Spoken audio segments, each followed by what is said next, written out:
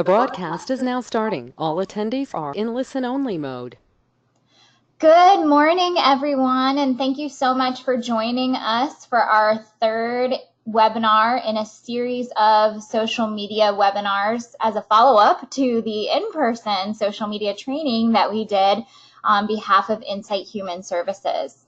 I am Kristen Matson. I'm joined today by my coworker, Jennifer Reynolds. I'll let her introduce herself, and we've got a couple special guests that I'll let her introduce. But again, for those who don't know us, who haven't been on our previous, who haven't been a part of our previous in-person training or our previous webinars, Jennifer and I work for a company called ORAU. It stands for Oak Ridge Associated Universities, and it's a nonprofit located in Oak Ridge, Tennessee. So we've been spending the past 2+ years doing social media training for organizations engaged in preventing substance use and abuse. And we're very excited today to bring you a webinar on Facebook advertising. So I just want to, before we turn things over to Jennifer and let her kick us off, I'd like to make sure that everyone can hear me okay and that everyone knows how to use the chat box, because this is how we're going to be asking you all to interact with us and ask us questions throughout the training. So if you all wouldn't mind going to the chat box and introducing yourselves, tell us who you are, who you work for, that fun stuff. That way I can make sure everyone hears me and that you know how to use this. And again, if you have questions throughout, please go ahead and enter them into that chat box, and then we're going to try to answer them as we go. If we don't have time, because we've got a lot of content that we're going to jam in this time period, we will answer them at the end.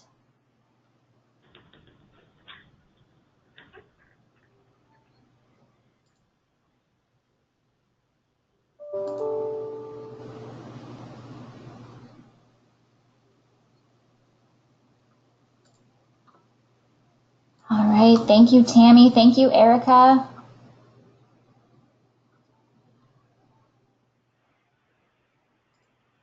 We've got a few more attendees. If you all wouldn't mind, go ahead and introducing yourselves. Yep, Rodney, Jane, hey.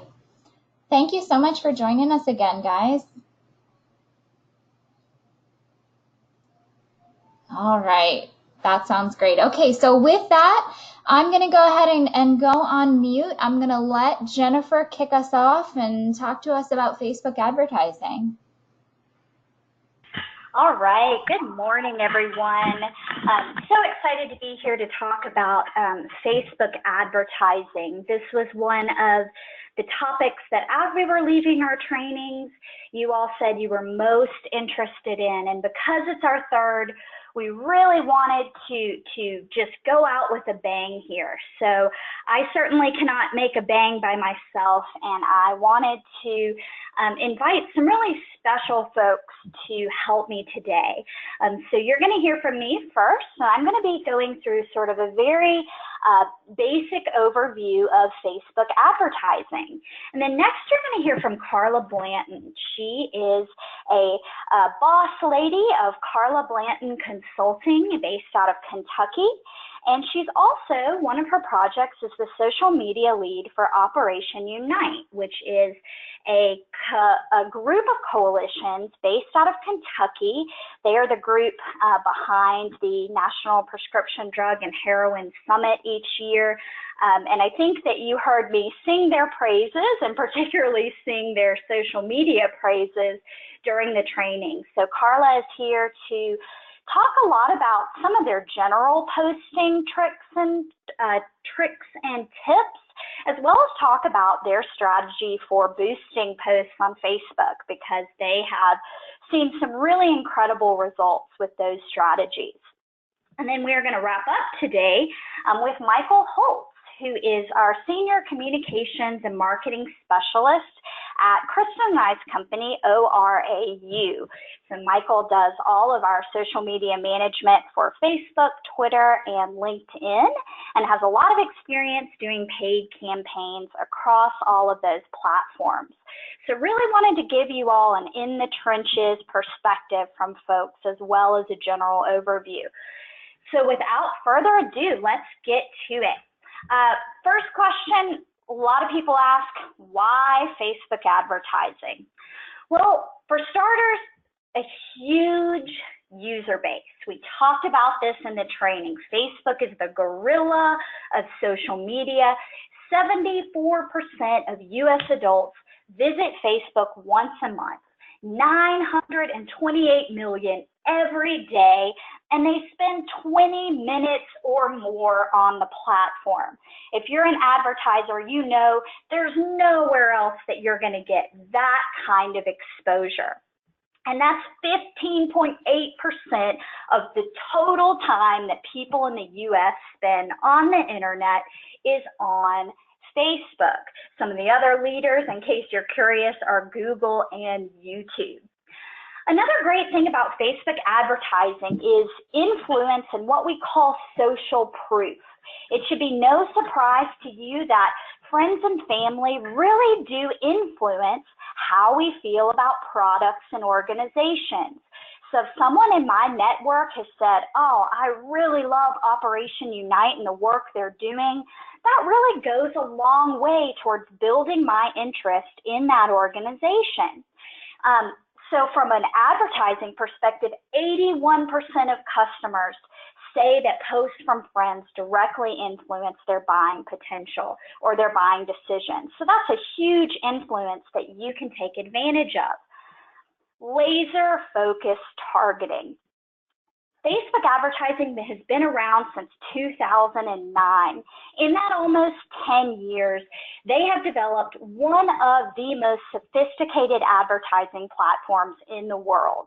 With Facebook advertising, you can get so narrow with targeting your audience that it really is mind-boggling. And I really want to encourage you, if you're jumping into Facebook ads, to spend a lot of time thinking about your audience and exactly who you're trying to reach. Not just women who are, 60s, but what are they interested in? What other Facebook pages do they like? What products do they like? What types of content are they interested in? If you can answer those questions, you're going to be well on your way to succeeding in Facebook advertising. Affordability, compared to commercials and radio ads and billboards, if you're doing this correctly, you really can get an excellent return on investment with Facebook advertising. I will say that more and more businesses are discovering this as an advertising mechanism, and I do think that we're going to see an increase in cost in the coming years, but for right now, it really is still affordable, so jump on while you can. Algorithm changes. We talked a lot about the Facebook algorithm in the training and in the Facebook Rehash webinar. There is no doubt that that algorithm is making it increasingly more difficult for your organic or unpaid posts to get traction.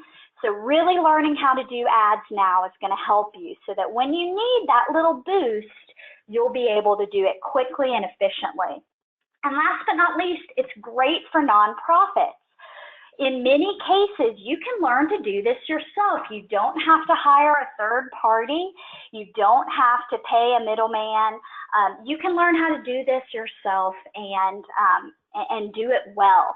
And for the most part, nonprofit content is a great fit for Facebook. It's emotional, it's engaging, it tugs on those heartstrings. And something to remember with Facebook ads is that the quality of your ad really does matter. Facebook puts a lot of effort into making sure that the content people see on their news feeds or on Facebook is content they want to see. So just because you're paying does not mean that you can put out poor quality ads. If you have a poor quality ad, you're going to pay a heck of a lot more and you're not going to reach a lot of people. So quality still matters here. And that's great for nonprofits because I know you all can develop great content. So today I'm just going to give you a basic overview. And so I did want to include these 2 pages of some of my favorite links for getting started with Facebook advertising. These materials, you can pick your favorite. They're all slightly different, but they have variations of the same content. And they're going to really give you that step-by-step walkthrough. So definitely go and check these out if you're someone who really needs that job aid for how to start your first campaign. Okay, and you can always go to nonprofits on Facebook and look through their information that they provide to nonprofits about advertising. Facebook does an excellent job of walking you through how to create and manage ads. The reason is they want you to spend money on Facebook, so they really have done a good job of making tutorials to help you out as you go along. Okay, so 10,000 foot view. How do Facebook ads work? So as you know, there is limited space on the news feed. You know, when you log into Facebook, you're not seeing 100,000 ads. You're seeing a select few. So how Facebook does this is that they are essentially running thousands of auctions every second with advertisers competing against each other for ad space. So when you set up a campaign in Facebook, and we'll talk about how to do that, you're going to set up your objective and your audience and how much you want to spend. Essentially, Facebook is going to establish a bid. And all of these bids are happening with a computer algorithm.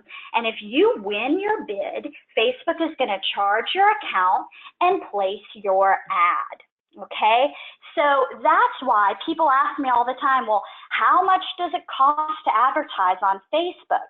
Well, because of this system, there's no set advertising cost. It's not like, you know, a billboard that's going to cost you $10,000 a month. It really does depend on multiple factors. One, your market. Marketing in the U.S. is more expensive than marketing to other countries because more people in the U.S. are on Facebook. Also, the targeting. The more narrowly you can target your audience, the cheaper it is going to be because Facebook is helping you figure out that group of people who are going to like to see your ad. And they want to serve people ads that want to see those ads. And the other thing that's going to impact your cost is the quality of your ad. I just said that, but I want to influence it again. Facebook does not want to serve people bad ads. So really take the time to think through your imagery, think through your text before you push that publish button. Okay, so before you begin, you need to do a couple things. So before you even think about starting advertising, make sure you have a Facebook business page. So we talked about this in the training a little bit, and if you need a walkthrough of how to do that, go back and listen to our Facebook Rehash webinar. I walked you through that step by step. If you still need a little help, follow this link, and it'll show you step by step with photos how to set up a Facebook business page. Number two, after you've got the business page, you've got to set up an ads manager account. I didn't want to waste the time today that we have going through that process, but this is a really great guide that with screenshots is going to take you through step by step how to set up that account. You are going to have to give Facebook a credit card number or a PayPal account. Or a banking account number. And so that's something your organization is going to have to talk through is how is this going to be paid for? I know many of you don't have an office account, so you're going to have to think through that. Is a staff person going to put this on their credit card and be reimbursed? You've got to be planning for that scenario. Number three, learn the policies to keep your ad from being rejected. So I really ask that you follow these two links and learn some of the Facebook advertising policies. So when you hit publish for your first campaign, Facebook is actually going to look at that ad and make sure that it's following the rules. So first of all, no inappropriate content, no hate speech, no sexist language, no sexually explicit content, terrorism, that sort of thing. Then another thing Facebook really cares about is too much text. Now, some of you may have heard the 20% rule. It used to be in the early days of Facebook advertising that if you had more than 20% text in your image of your ad, it would be rejected. Well, that rule has been lessened over time. So now it's likely if you have an image with a lot of text, it may not get ultimately rejected, but what will happen is that you will have to pay a lot more for that ad, and you'll reach a lot fewer people. So spend a few minutes, no more than 5 or 10, learning these policies before you start. Number 4, and this is the essential. Determine and spend some time with your colleagues thinking through your objective for your campaign and your audience. Facebook has a lot of capabilities that I'll show you in a minute with the advertising platform, but it all hinges on what your objective is. Are you trying to drive traffic to a website? Are you trying to get more likes on your Facebook page? Are you just trying to get more eyeballs on a piece of content or get more video views? Depending on that objective, Facebook will optimize your campaign for you. And then your audience. Really think through all those audience variables that we've already discussed. And after you've done that work, and it may require some research, brainstorm text and images that are going to appeal to that audience. And don't forget, that audience insights tool that I showed you during the training. Facebook.com/ads/audience_insights. Great place to look at your audience of your Facebook page or look at the people who are on Facebook in your town and get all sorts of great information that's going to translate directly into your ad strategy. Facebook is not giving you those insights out of the goodness of their hearts. They're giving you those insights to use in your ads so they can make money. So remember that tool and really get in there and get your hands dirty. Okay, types of advertising on Facebook. Don't cry, there's a lot of them, okay? A whole lot of options. But the good if you keep your objectives and your audience in mind, Facebook is going to do a lot of the hard work. So you don't really have to worry too much about this. Just wanted to show you that so you know all the capabilities and how robust this platform really is. Okay, 3 ways to launch Facebook ads, okay? The first is one that you're probably familiar with. Why is that? There it goes. Okay. The first is to boost posts on your Facebook page. This is the one you're probably familiar with. If you're a page manager, you see that little boost button at the bottom of every page. And you can do it directly from that post. The second is called Ads Manager or the Ads Creator tool. And this is a separate page in Facebook that is really going to walk you through the process of thinking through your objectives, thinking through your audience, thinking through your budget, and then creating your ad. And they've really done a great job of walking you through step by step by step. And the third is Power Editor. And I'll tell you folks, we're not even going to worry about Power Editor today. It's really an advanced tool for folks that are doing huge campaigns for multiple clients, so not something you need to worry about. So today we're really going to talk about post boosting and spend a good amount of time on Ads Manager because that's the one I want you to walk away really excited about and ready to get in there and try. So let's first talk about Facebook post boosting.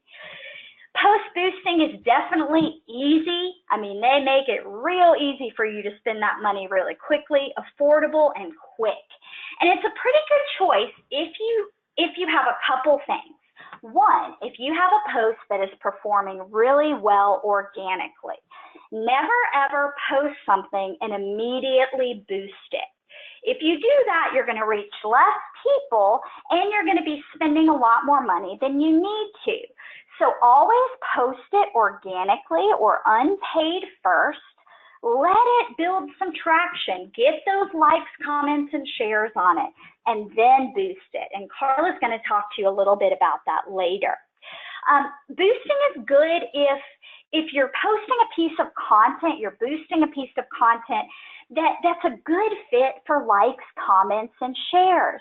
If you've been doing this a while, you know the types of content, the personal stories, the real pull on your heartstrings type content that people in your audience love to see. If you've got that type of content, might be a good option for boosting. Boosting's also good if your main goal is to build engagement around a specific piece of content. So not building engagement around your page as a whole, not building engagement around a specific event, but building engagement on that specific piece of content. And lastly, it's a pretty good choice if you're short on time to devote learning to Facebook ads. There is a component of getting in there and trial and error to Ads Manager. And if you simply just feel too overwhelmed by that, then using Facebook post boosting really intelligently and strategically might be a good option for you. Now, why would Facebook post boosting not be the best fit for you? Well, for one thing, if you're not trying to get on a specific piece of content, then you might want to place an ad instead. So if you're trying to drive traffic to a website, there are better options for you in Ads Manager. I will say with post boosting, they just expanded the objectives. You can now use engagement and website clicks, but that's really designed for a link post. So if you boost a link post and select that you want website clicks, it's going to send it to people who like to click on links, okay? But if you're trying to drive content to you're trying to drive people to your website, there are much better choices in Ads Manager. Detailed placements. So when you boost a post, it is only going to show up in your mobile news feed, your desktop news feed, or now, just recently added, in Messenger or Instagram feed. But on Ads Manager, Facebook is actually going to do the placement work for you. Depending on your campaign objectives and audience, they may put it in the right-hand side. They may put it in the news feed. They may put it on Instagram. All of those different options are available to you with Ads Manager. More narrow audience targeting, you can drill down. You have a little more manual budget control. You have more creative options within Ads Manager, and you can split test. So I'll show you what this looks like. But what split testing means, let's say you're developing a big ad campaign and you really can't decide between two different ad concepts. You've got two images and a little bit different text in each. Well, if you want to split test those, you click a split test button, and what Facebook is going to do is send both of those out to your selected audience, and it's going to split your budget between those two equally. Then you're going to get back the data on how those are performing. And then you can say, you know what, one of these is killing it and one of them's not doing so great. So now I'm going to put all my budget behind the one that's working. That's a little bit more of an advanced concept, but I did want you to know that's out there because it really is a powerful piece of Ads Manager that you don't have available to you if you're boosting a post. Okay, so let's jump right in and see what this looks like in practice. So, sorry, forgive me, I should have had this up. All right, so we're going to go into Facebook. All righty. Now, How do you get to Ads Manager? A couple ways. You can go over here to this little downward triangle and go down here to Create Ads.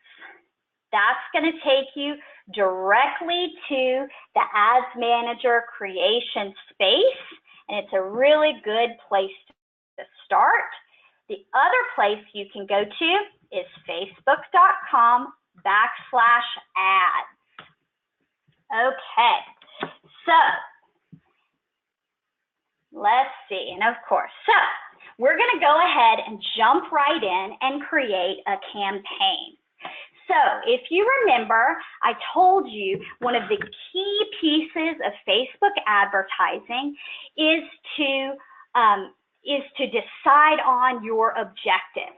Whoops, and I was playing around earlier. Okay, so the good thing about Facebook advertising, and I should mention, this screen you're looking at right now is called guided creation. If you look right here, you can switch to quick creation. If you're a beginner, I really suggest you don't do that. With guided creation, Facebook is going to walk you through it step by step. And in the beginning, your first 50 or so ads, you really should let Facebook do that for you. Okay, so what are some of your marketing objectives? Now, the options here may change slightly.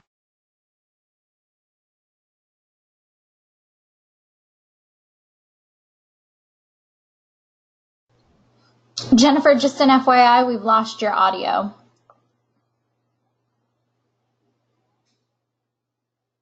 We'll give her a minute.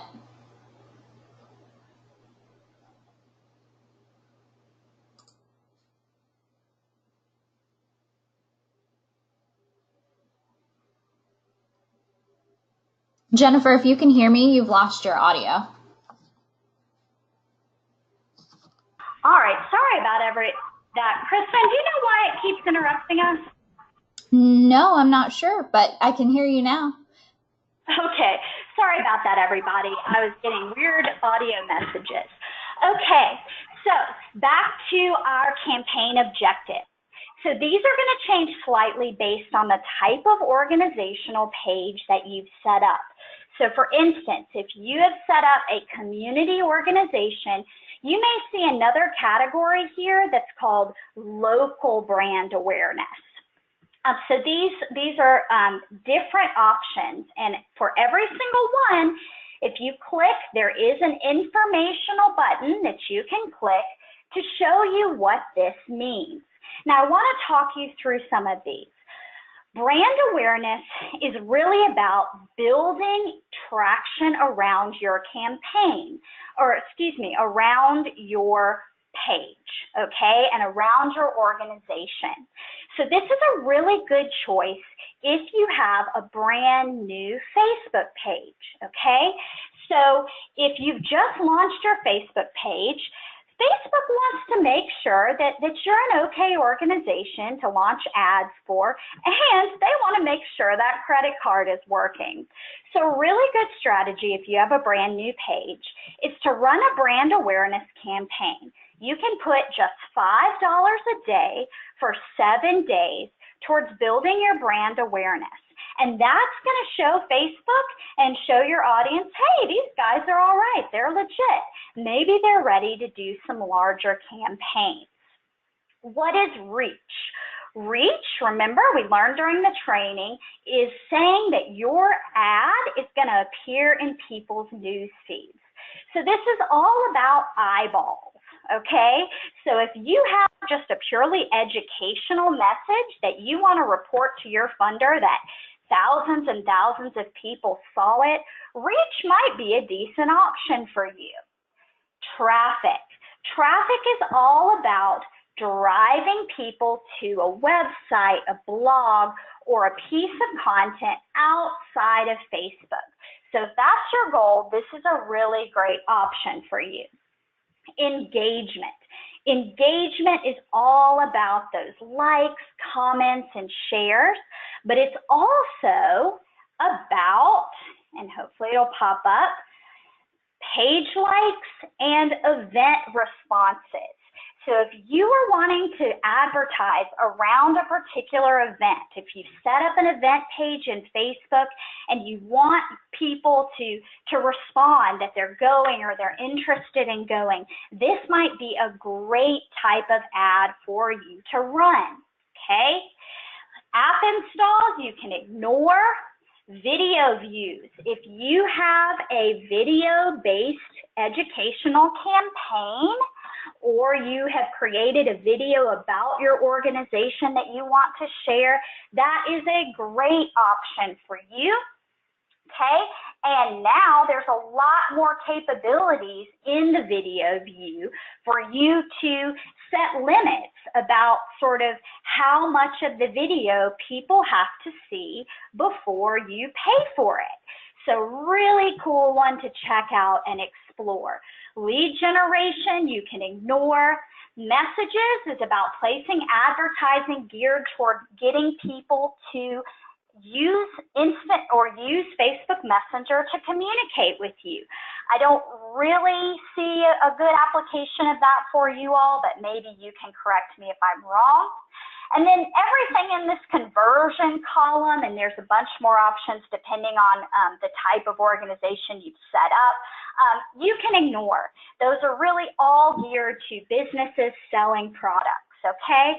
So you can see it looks overwhelming at first, but once you dive in, there are really only a few of these that are going to be great fits for your nonprofit.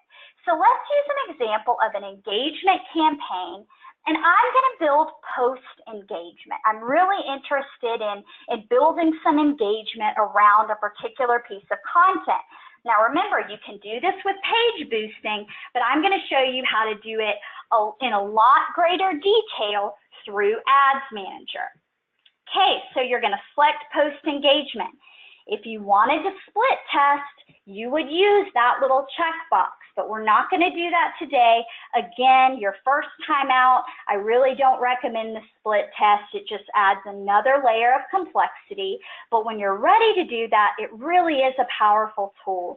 And if you want to email me, I'm happy to talk you through split testing more. Add a campaign name here. So I recommend a little expert tip. Definitely make your names really specific and include a date.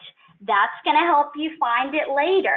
Facebook ads stores all of your previous campaigns and lets you modify and build off of those. So having great naming conventions and a strategy is really important. Okay. Now you're going to jump into the really interesting part, which is this audience targeting. Okay, so up here at the top, you see ad set name. Well, what does that mean? I thought you just named your campaign. So what Facebook considers an ad set is really the information about the meat or the logistics of the campaign. So your target audience, your placements, where it's going to go, the news feed or the right-hand side or on Instagram, and your budget and schedule, okay?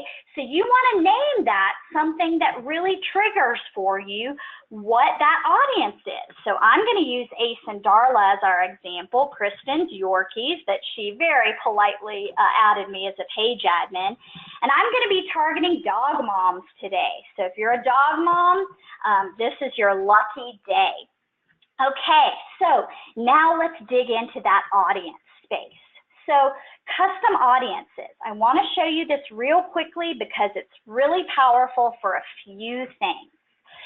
Now, website traffic. If your main goal, if you're using Facebook to drive traffic to your organization website, please send me an email, because one of the first things you need to do is get with a coder and install something called a Facebook Pixel. This is a moderate to advanced tactic, but it is going to make all the difference in the world, because what the Facebook Pixel does, you stick it in the code of your website, and now Facebook can get all sorts of data about what people are doing on your website, and you can then use that in your ad strategy. But the thing I want to show you today that I think is going to be interesting for you all is engagement. You can build audiences around what people are doing on your Facebook page. Are they watching videos? Are they interacting with your page? Or, remember our event example, you can target people who have visited your event page, okay? But let's say I want to target people who have visited the event page, but I don't want to harass people who already say they are going. So I would come over to this exclude area, and then I could exclude by people who have already purchased tickets, who have engaged with tickets, or who have already responded that they're going. So this is just one example. There are literally hundreds of different permutations here, but custom audiences is one example to reach really interesting groups of people. Now, you can also target by age and gender. A little expert tip here. It can be really attractive to go to age right from the beginning. But my recommendation for you is when you're first launching a campaign, start with a really broad age range. So what's going to happen is Facebook is going to collect data about how your ad is performing across different age groups. So it's almost like a split testing. You're going to get data back about, oh, this ad is doing really well with 18 to 24-year-olds, but not doing so great with the 25 to 30-year-olds. So after you have that information, then you can say, I want to push more budget towards that 18 to 24-year-olds. So my expert tip for you is to start broad, and then in future campaigns, you can narrow. But I said I was going to target dog moms, not dog dads, so we're going to go ahead and limit our gender to women. Okay, detailed targeting. This is the space where you're going to really look at those interests and behaviors, okay? So this is where going to that audience insights and really looking at what do people like in your Facebook fan group or in your area, and what are some of interests and pages they like, okay? So for dog moms, let's see if there's a dog mom group. Well, of course, there's dog owners, so we'll put dog owners in there. Okay, all right, well, that's going to be gone soon. Let's do an I Love Yorkie Facebook page. I love my Yorkies. Absolutely perfect. And we'll do one more just for kicks. I love my Yorkie and I love Yorkies. So those are both Facebook pages that have decent size following, 300,000 people. Okay? So, oh, and did I miss location? I did. Sorry, you all. I'm trying to go fast. You're going to add locations. This is absolutely critical. If you don't limit your location, Facebook is going to send it to all of the United States. And you all are all local organizations, so you don't want to do that. You want to pick cities and towns that are near your organization. So for me, I'm going to pick Knoxville, Tennessee, which until recently was where Ace and Darla lived. Okay, and just for kicks, we can say within 50 miles of Knoxville, just to make sure we get all those little towns that are outside of one of the bigger cities in our area. Okay, now connections. This is not one that I typically use. Connections are more oftenly used with page boosting, or post boosting. When you boost a post, you're going to have the option to send it to people who like your page, friends of people who like your page. One thing you might want to consider, if you don't want to send it to people who like your page, you could exclude by that option. So if you're not trying to preach to the choir, you're trying to get some new eyes on your content, that might be one use of the connection that will work for you. Be sure to save that audience, and dog moms will be available to me for future campaigns. So if you put in the work early, you're going to be really great shape. Placements. You have two options, automatic placements and edit placements. You'll see this recommended. Take the recommendation. With automatic placements, Facebook really does the hard work for you. Based on your ad, based on your objective, and based on your audience, they're going to tell you the best place in the feed or on the right-hand side, desktop or mobile, where to place your ad. There is one exception to this. If your goal is to drive traffic to your website and your website is not what we call mobile responsive. So if you have not had a company come in and make your website easy to view on a mobile device, which if you haven't, I highly recommend that you do, then you don't want to be placing mobile Facebook ads that drive to your website. People are just going to get frustrated. Okay, so that is the one exception. I would come in and edit placements to desktop only, but otherwise, definitely let Facebook do the work for you. Budget and schedule. There are a couple options here. You can set a daily budget, and that is a cap. So in this case, Facebook is going to spend no more than $11 a day, and it says actual amount spent daily may vary daily. That is true. Facebook may spend less than $11 a day, but they will never spend more than what you've set as the cap for your daily budget. You have the choice to run your ad set continuously. That means that Facebook is going to bid ads with a cap of $11 every single day until you turn off that campaign. Or you can set a start and an end date. Okay, and that means that it is going to spend up to $11 a day for whatever period of time that you spend. And it does the math for you. So I've set 30 days here. So I know I'm going to spend no more than $330 over the duration of my campaign. Now, another thing is lifetime budget. What that means is that is the cap. You will spend no more than X amount of dollars for your whole campaign, all right? It's not a per day limit. So you may see some days where you spend, $8 and the next day you spend $50. Facebook is going to do that work for you to determine how to get the most bang for your buck. For this, you do have to set a limit of time, and Facebook will do the math for you. For the most part, those options are enough. I do want to show you one thing. For the most part, these advanced options you can ignore, but the one you may want to consider looking at is this ad scheduling.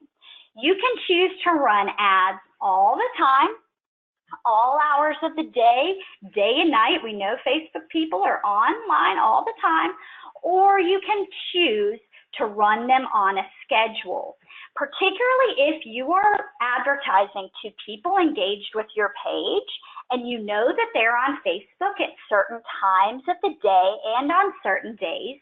You may want to tell Facebook to place ads during those times. So for this one, I think I'm going to set it so that it only shows ads from about 8 a.m. to about 10 p.m. because that's when I think my folks are going to be online, all right? And so that just keeps me from running ads in the early morning. Definitely not something you have to do, but something you might want to consider. And I know I'm short on time, so I'm going to show you these last two pieces really, really quickly. This is where you get into the creative elements. Okay, so you should have already done some of this on the back end. You should have used a Canva or an Adobe Spark and developed a really great, compelling image, hopefully branded with your organization's logo, so that you can develop your ad here. So we are going to select, so this is about post boosting. So you can see, you have all the different options here to boost posts that you've already developed. If you had selected another campaign type, you would be able to actually add an image, add the text there, and that was my mistake for picking page post in the beginning instead of another type of campaign objective that would allow me to really build an ad. So that is pretty much it. You're going to get previews for what these look like for all the different possible placements. So you do want to go and look through how your ad is looking. And then, believe it or not, you're going to hit that confirm button, and Facebook is going to send your ad out for approval. Okay, so I know that was really quick, and you probably have more questions than you did before you start. So I am going to put my contact information in the chat box. Please, as you're going through this, feel free to contact me. I'm happy to jump on the phone and walk you through some of this stuff. But I just wanted to show you that this really Facebook system walks you through it. They do so much of the work for you that you really can do this. And the best way to get started is to just jump in there with trial and error. So with that, I am going to close up and pass it on so that we can make sure that Carla and Michael have plenty of time for their presentation. And if we have time, we will go back for questions. So Kristen, do you want to get those slides up? And Carla, thank you again so much for joining us. Great, thanks. I appreciate it so much. And I think as you'll see in this presentation that I'm just relying so heavily on the training that y'all did for us a couple years ago. It's made all the difference, and we really try and stick to those principles because it makes it easy and effective. Like so many of you, probably there are so many other things going on that this is an added responsibility. And so the key, I think, for us has been planning, repurposing, and just also making sure that we are aligning our message to the mission of the organization. So UNITE is an acronym, and it stands for Unlawful Narcotics Investigations, Treatment, and Education. And that name just reflects the three-pronged comprehensive approach that was decided as the necessary one to combat substance abuse in Kentucky, and really specifically in southeastern Kentucky and the 32 counties that we serve.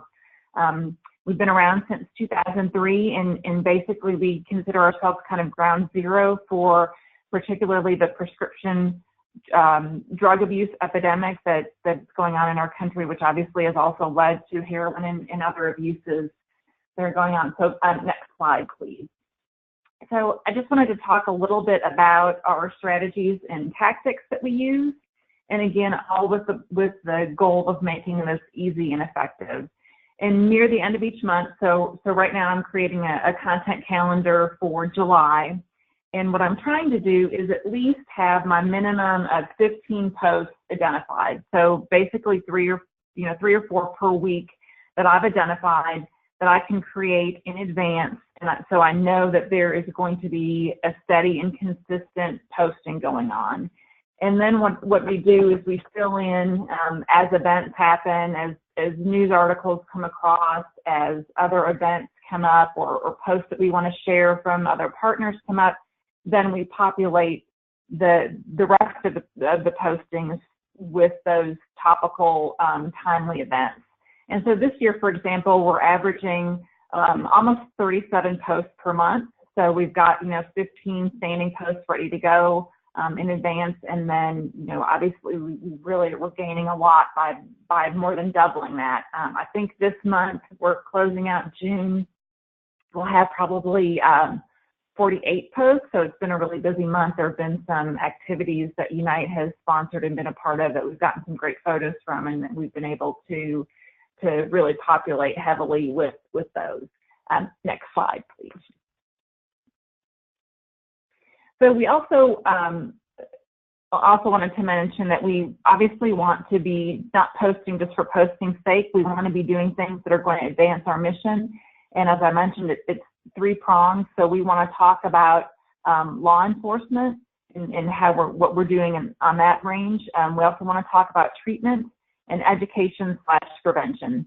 So we really try and make sure that there's a focus on all of those things frequently throughout our posts each month. And in terms of trying to create ease, as we've been taught in our training, we rely heavily on tools that can help us do the job. I've got a background in journalism and communications, but it's more writing, so it's not design. I don't consider myself a designer, so we rely heavily on Canva, Pixabay. Those are all things that you don't need any kind of design expertise. They really do a lot of the hard work for you. So those are great tools that I use. And then we rely heavily on breaking news. So those are things that tend to resonate with people. And then I've really found the more I do this, the more things pop up and the easier it gets. So when I'm on my phone and I'm looking at different stories, I'm on my phone, and Google will, every day, as I get on Google on my phone, it'll pop up probably at least 2 different things that are going on that are related to opioid abuse, that are related to the drug epidemic from a policy perspective, or a study that's come out, or some statistics. And so those have really helped me just pretty automatically populate our Facebook feed with those types of stories.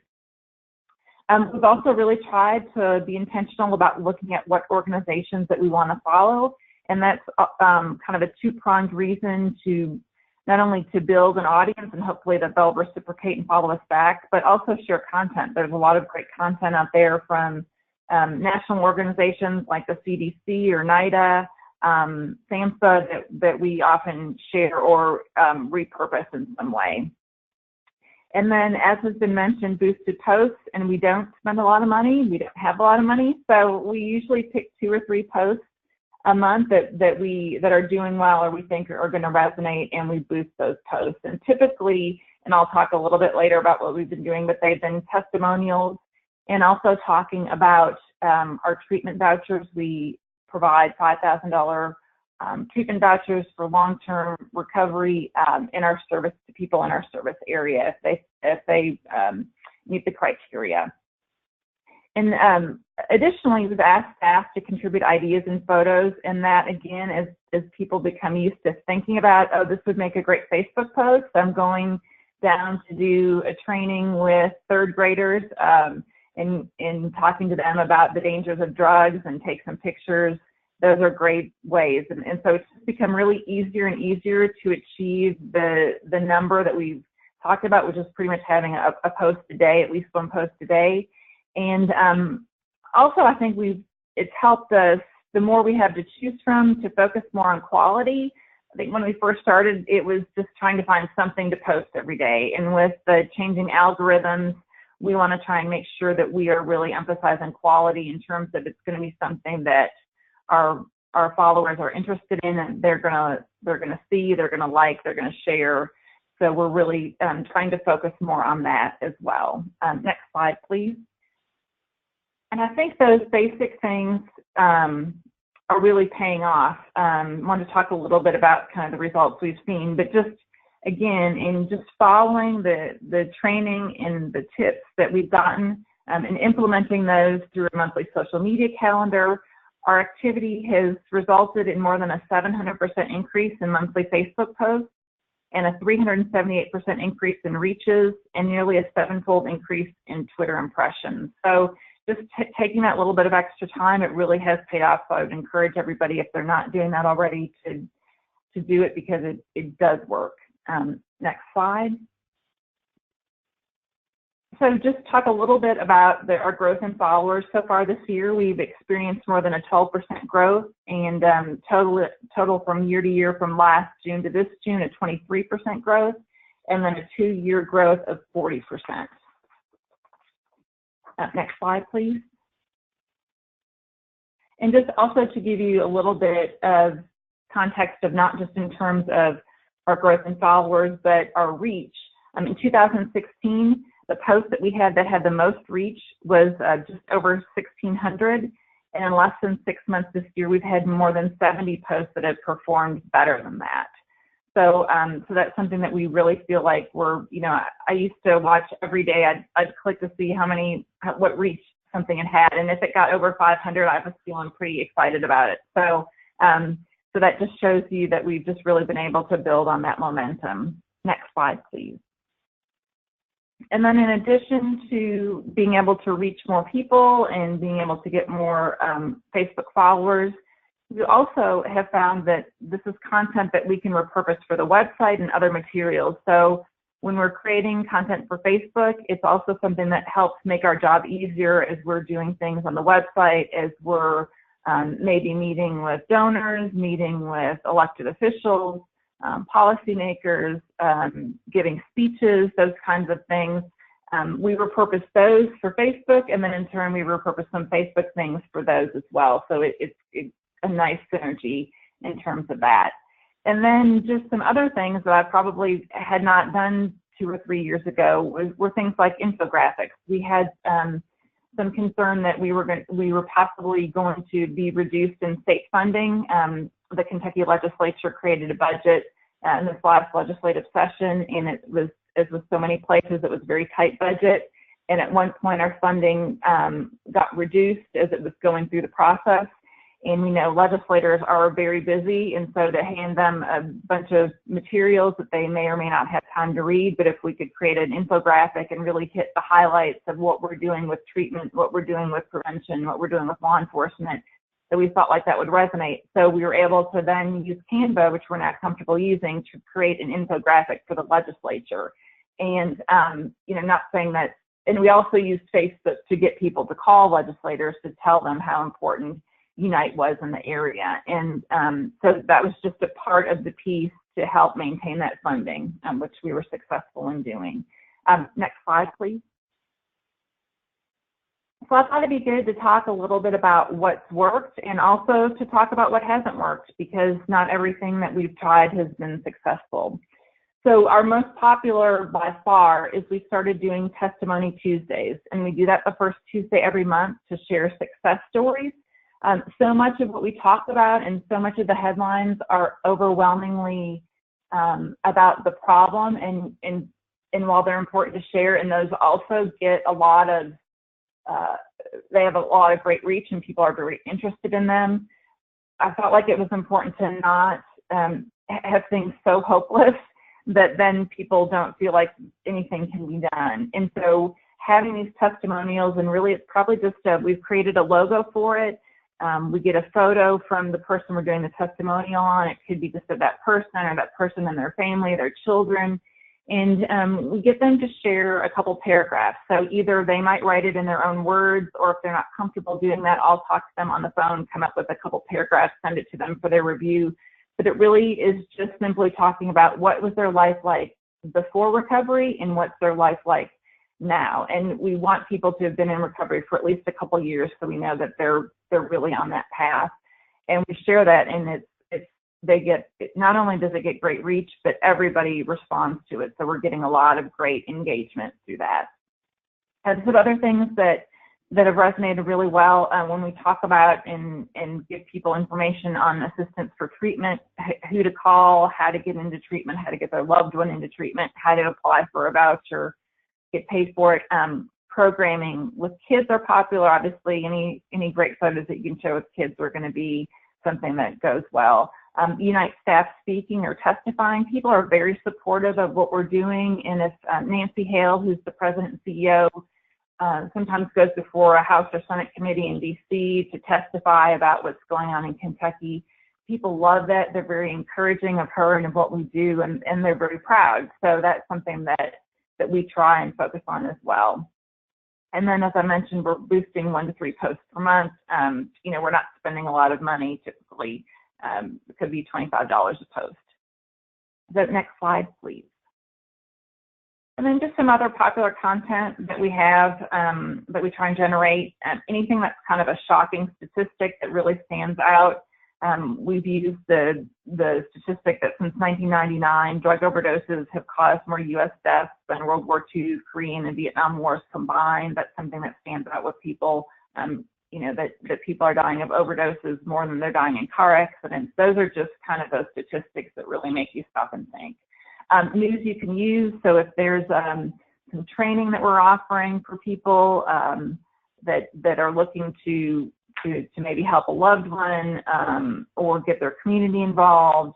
Those have been really popular. How to identify, if you're afraid your child is using drugs, what are some of the warning signs? And again, that's all content that's been created by somebody else that we share. And then photos and community activities, legislative testimony, those are all big things as well. So next slide, please. Other popular content and content that's popular for staff because they don't have to do a lot extra for it is, again, we talked about repurposed content. So if there's maybe a speech that's been given and we've done some research to gather some new statistics, I'll break those statistics down and make them, you might be able to get 3 or 4 posts out of it if you break it down in individual statistics and use Canva to get some visual interest to it. Announcements of places that Unite will be to conduct education programs. People like it and then educate people on what we're doing, which again is important as we tell our story and as we try and get funding to wait and to tell your story until it's time for the funding. And the funding's up is not the place that you want to be. So it really just helps us keep our name out in front of people and reinforce the fact that Unite's doing a lot of work in this region. And then shared news stories. There are so many topical things that are going on that we're sharing news stories as well. Could be about the lawsuits against some Purdue Pharma and other drug companies that have contributed to this epidemic, those types of things. Next slide, please. And so just to give you a little bit of context, the Testimony Tuesdays that I said have been so successful, well, it's been off the charts. I never would have thought that we would get 35,000 people who've been reached by post.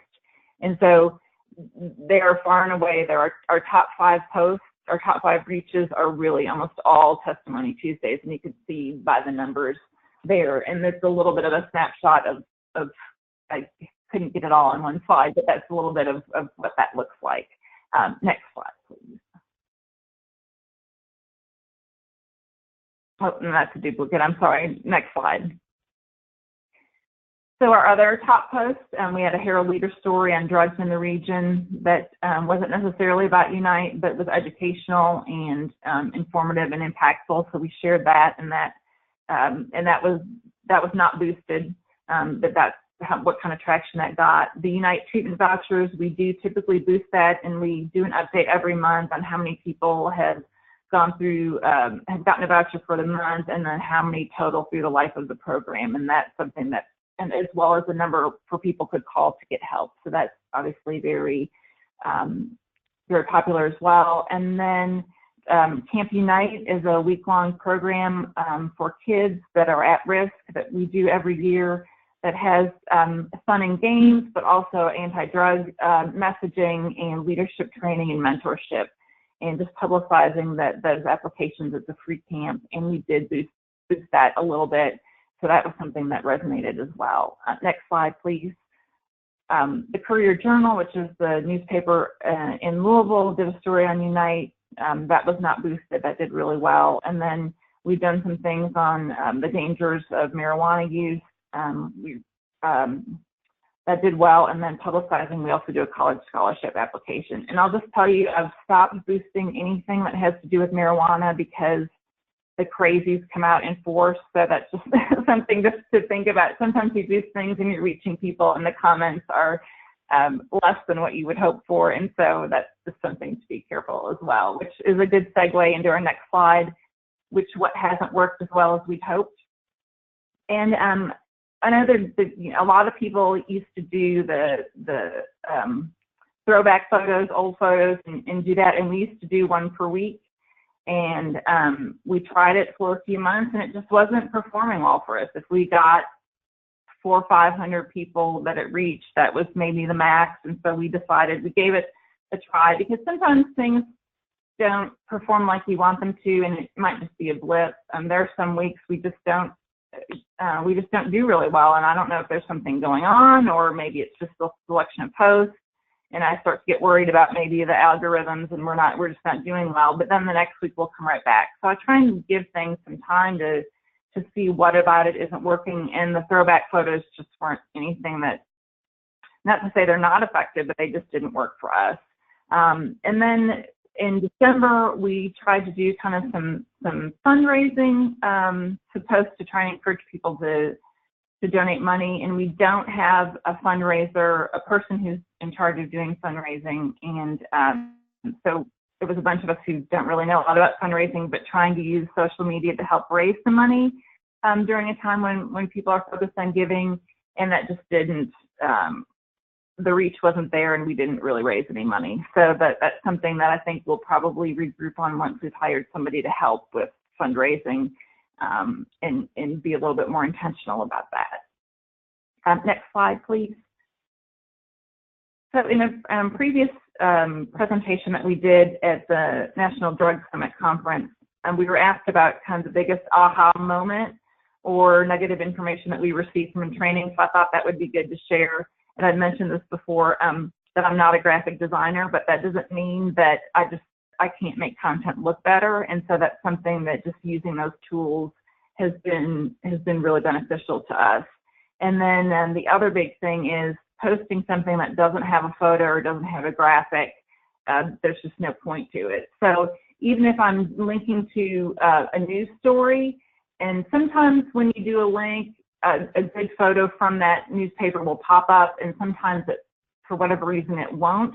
And so I always make sure that I go and try and find some kind of stock photography just to make sure that there's a photo in with that link, because the story might be excellent, but if there's nothing there with it, people just it's just not gonna go anywhere.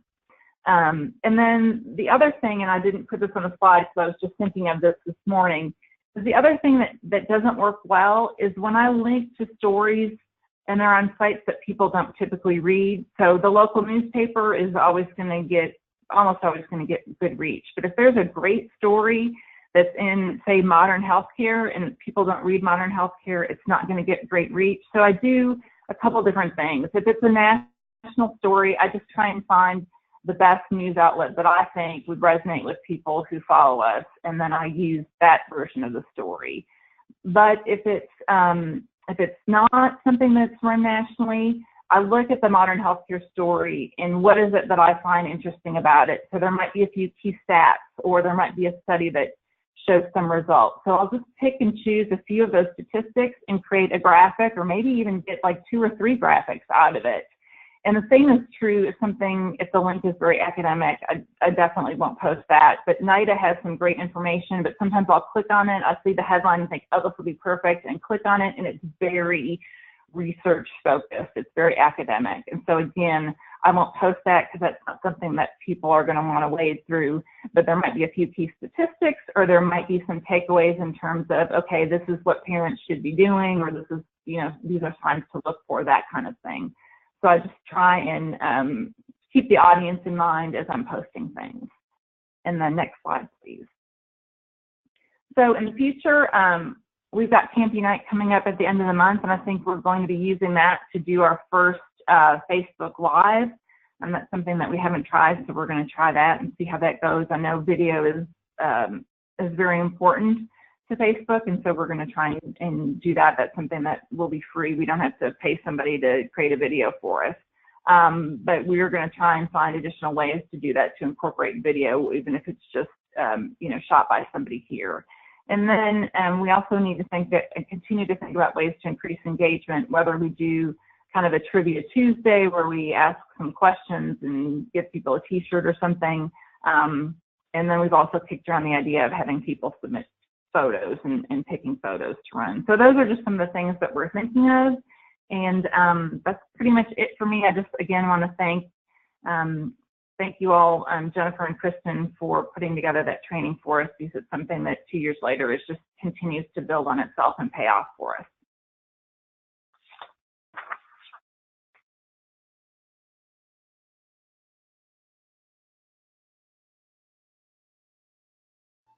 Thank you so much, Carla. We're so excited that you were able to share that info with us. I'm currently pulling up the slides that Michael has sent us. So Michael Holtz, if you want to go ahead and kick us off and tell us more about what you do for us here at ORU in terms of advertising.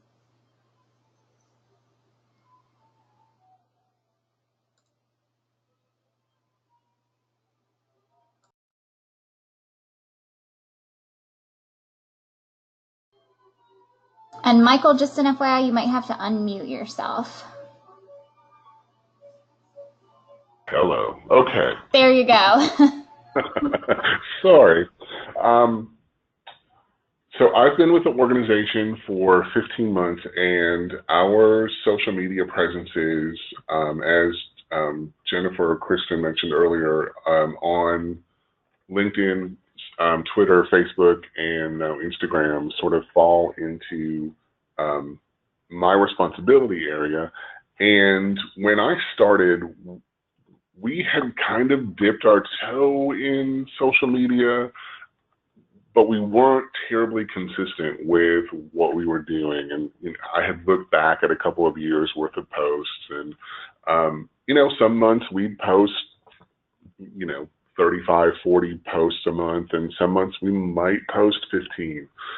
So we were just really inconsistent with where we were headed. So some of the things that I know Jennifer has talked about in some of the previous webinars that she and Kristen have done in terms of building a calendar and all of that sort of thing, we've been doing on a consistent basis. So part of that has definitely been part of our success.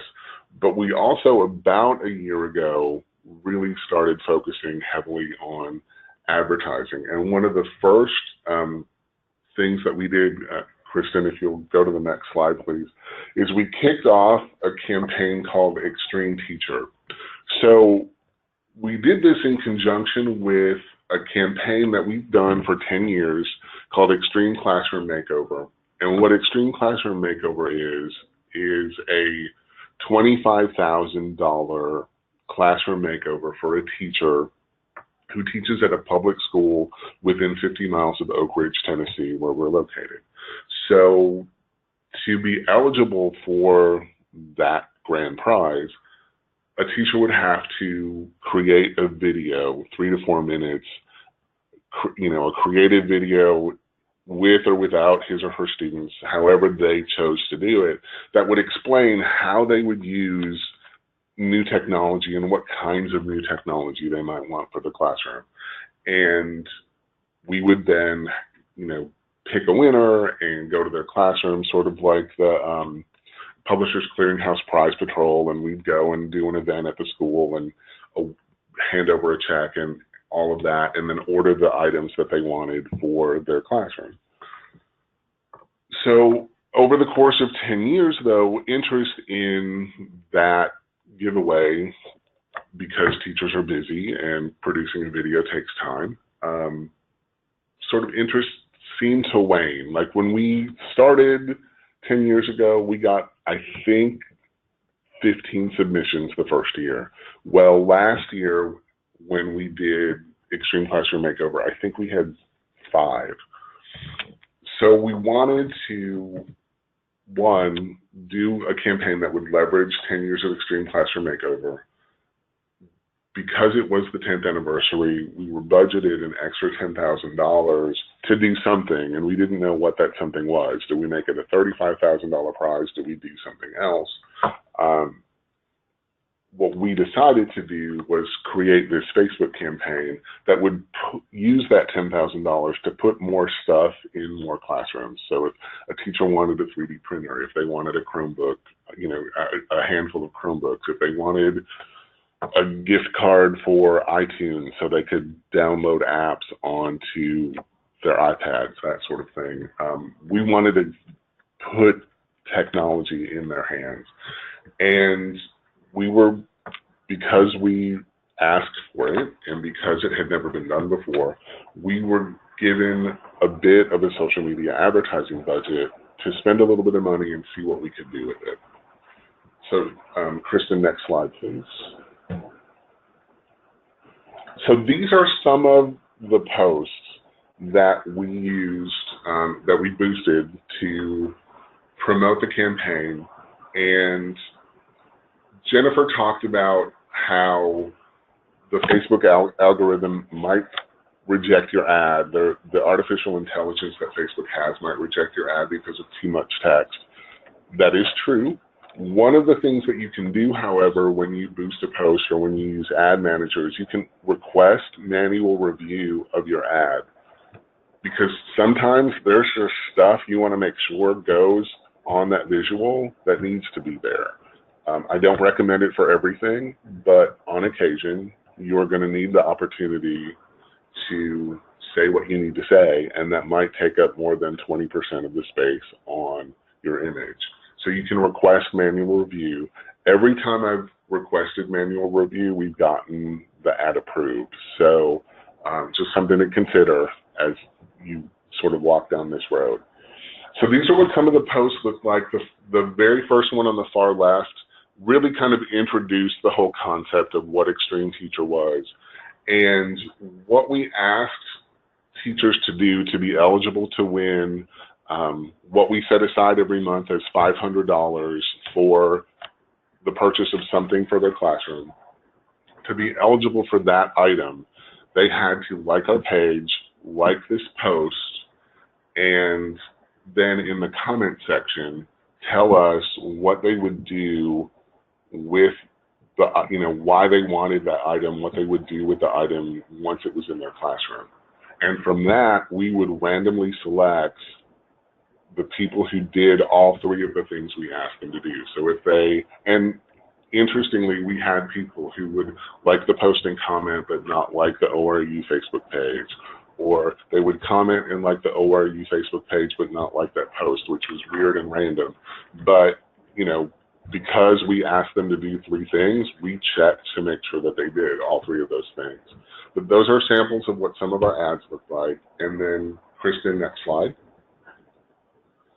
This was kind of our plan. So Extreme Classroom Makeover applications launched on October 12th of last year, and we launched Extreme Teacher on the same day. It was planned as a 6-month campaign because Extreme Classroom Makeover goes over 6 months. We basically, from the launch to the end of January, they have to put together their video, and then we make the winner reveal. We made the winner known in early April this year. So every month we introduced a new giveaway item. We launched a new giveaway at the first of every month. And again, we asked teachers to do three things. We set a budget for each of those launch posts for $250, and we targeted people who teach within 50 miles of Oak Ridge, which is the same target audience that Extreme Classroom Makeover has. Next slide, please. So these are just some of the analytics, and one of the things that's interesting is boosting posts or paid advertising can actually boost your organic reach. So our ad budget for this campaign was $1,750.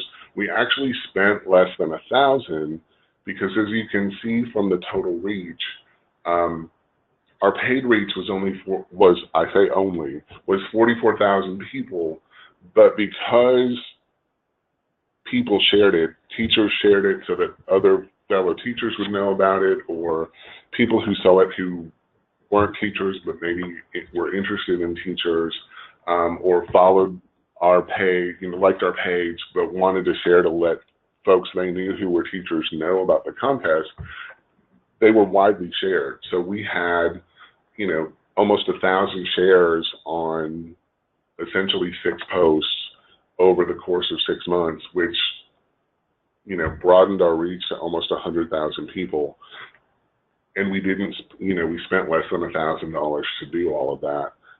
We got 4,000 engagements on those 6 posts, and just lots of interaction, which is really what we were looking for. We specifically wanted people to interact with these 6 posts for the contest, and we felt like we were successful. The great thing was, at the end of every month or the beginning of the next month, we could walk into a classroom with a 3D printer or a stack of Chromebooks, and teachers were really happy that we were doing this, because technology is a need in a lot of schools in our area. So we've not only were we successful in brand recognition, but we were doing something that was doing good for educators and for their students in schools around our region. Next slide, please. So as a result, and the campaign included other tactics, including some earned media, other posts on Facebook about how to create a great video, kind of throwback Thursday posts to previous winners of Extreme Classroom Makeover, that sort of thing. But because we did all of this together, we received more applications than we had since the year the contest launched. And while we were sort of thinking that maybe Extreme Classroom Makeover wouldn't make it to an 11th year, we've gotten the green light to continue it for another year. So clearly there's interest in the community of keeping Extreme Classroom Makeover alive. And we took a break in May just to sort of sit back and analyze the results. How do we want to continue this campaign?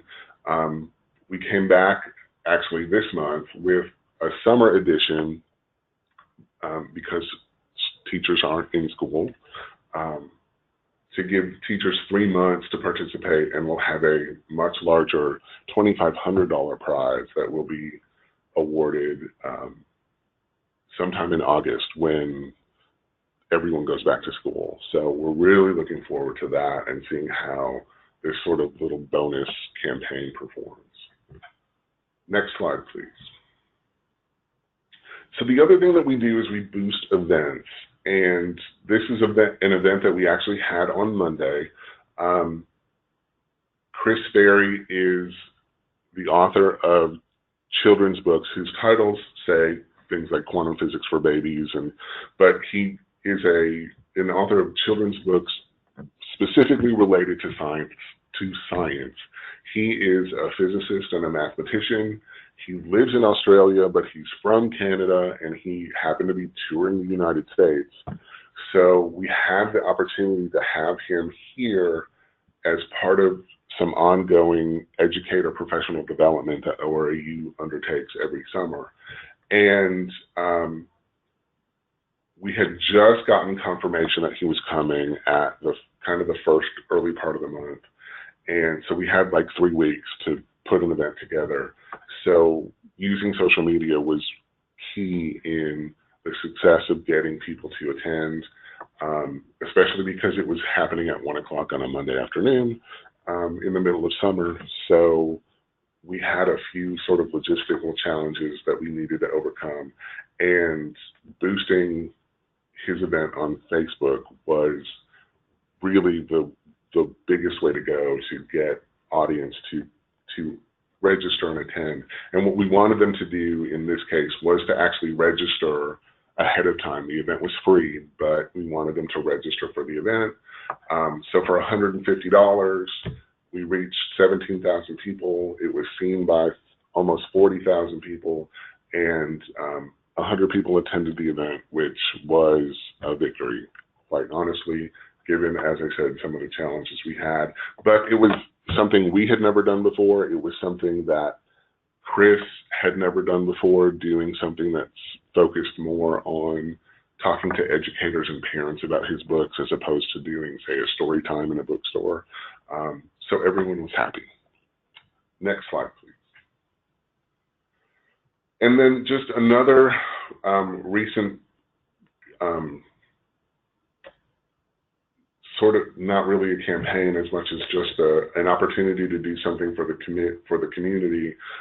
We are a sponsor every year of an event called the Secret City Festival. It's a weekend festival that celebrates all things Oak Ridge and the history with our involvement in the Manhattan Project and all of that. And there are 2 headliner concerts. As a sponsor of the festival, we get 2 comp tickets to both of those concerts, and we chose to give them away on social media.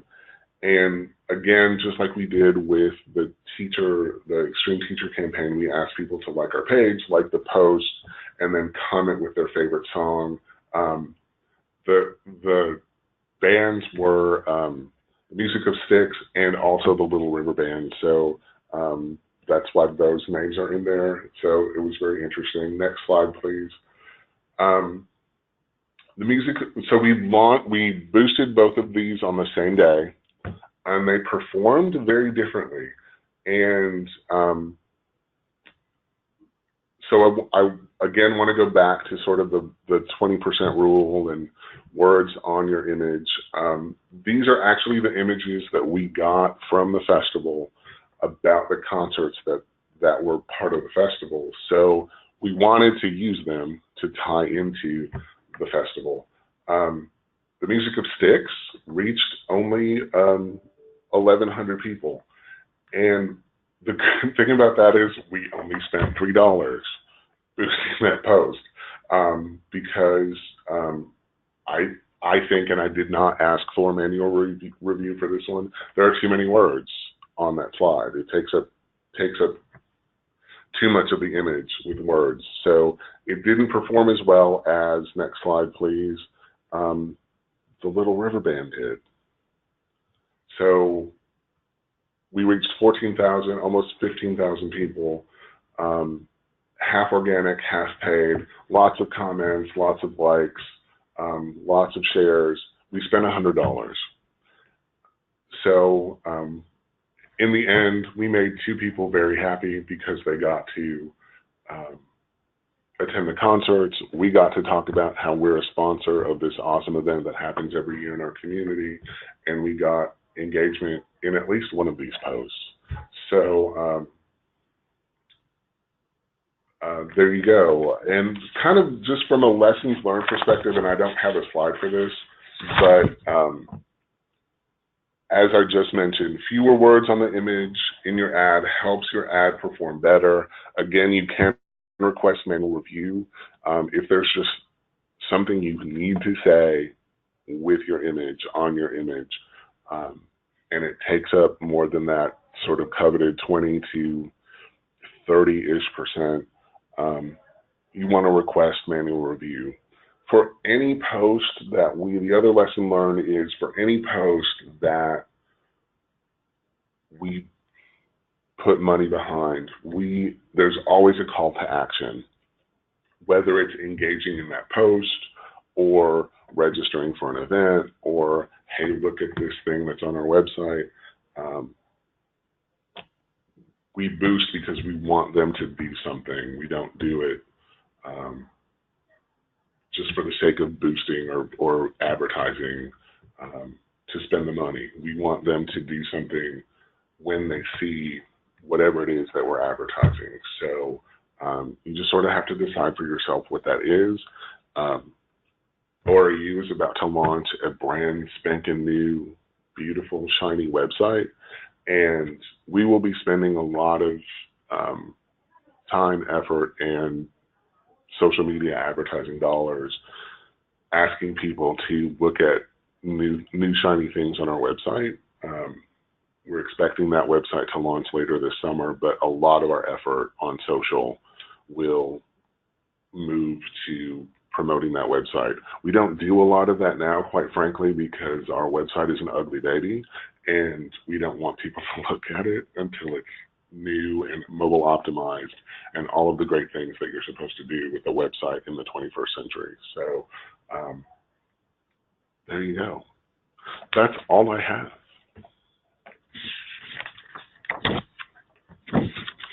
And if you ever have any questions, feel free to drop me an email. I know Jennifer's giving you her contact information, but I'm happy to chat anytime.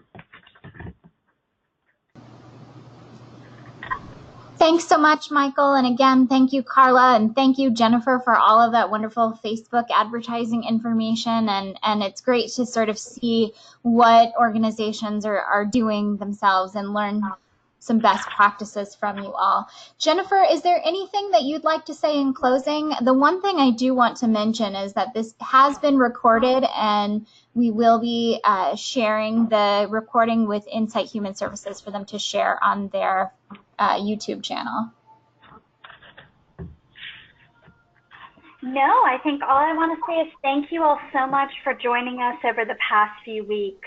We're so excited to keep an eye on you all and see what you do with your social media the rest of this year.